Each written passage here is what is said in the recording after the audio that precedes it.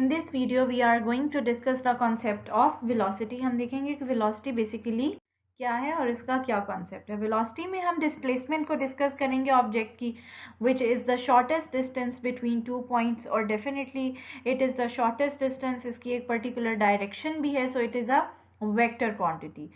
So this is the path and the car is supposed to move over this 20 kilometer path towards the east direction, and here the car has moved.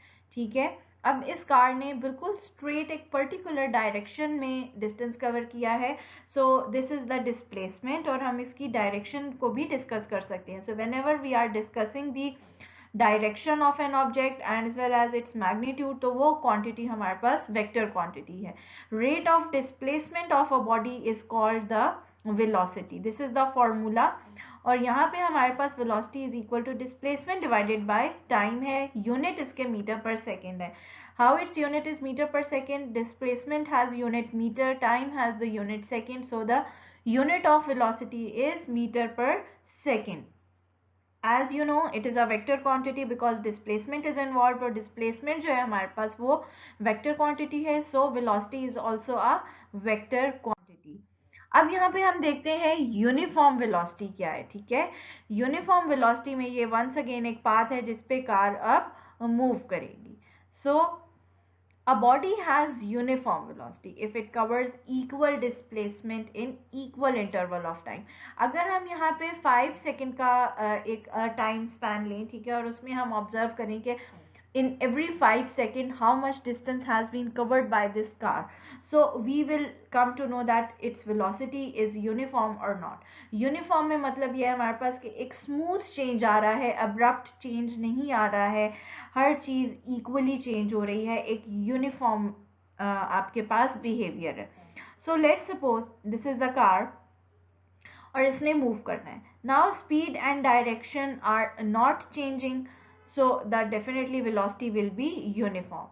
अब a car is moving with constant speed but changing its direction, then velocity is not constant. Okay, so now a car has moved the distance, and let's suppose it has covered a distance of 5 kilometer, and we have observed it for 5 minutes. Now this is the 10 kilometer path, this is 15, and it will be 20 kilometer. In next 5 seconds we have observed the car has traveled 10 kilometer. ठीक है, ये इसने 10 kilometre का distance cover किया, and after this thing the car has travelled 15 kilometre. अब ये हम 5 seconds में ऑब्जर्वेशन कर रहे हैं. ठीक है, और in next 5 seconds we have also observed कि कार ने 5 किलोमीटर डिस्टेंस कवर किया. ये देखिए 15 to 25, 10 to 15, 5. So basically equal interval of time में इक्वल डिस्टेंस ही कवर हो रहा है. So body has uniform velocity. और अगर हमारे पास यहाँ पे स्पीड नहीं चेंज हो रही है, ठीक है, डायरेक्शन आपके पास चेंज हो रही है, स्पीड कांस्टेंट है लेकिन डायरेक्शन चेंज हो रही है, then velocity is changing. So we can not say that velocity is constant. जब भी हम वेलोसिटी की बात करेंगे, वेलोसिटी के अंदर हमारे पास मैग्नीट्यूड भी आता है और डायरेक्शन भी आती है. अगर हम सिर्फ मैग्नीट्यूड को डिस्कस करें तो then we can say that velocity and speed are same thing. ठीक है, हम स्पीड की टर्म यूज कर सकते हैं, but when we are discussing about direction then we have to consider the term velocity. तब हम velocity की टर्म को यूज करेंगे.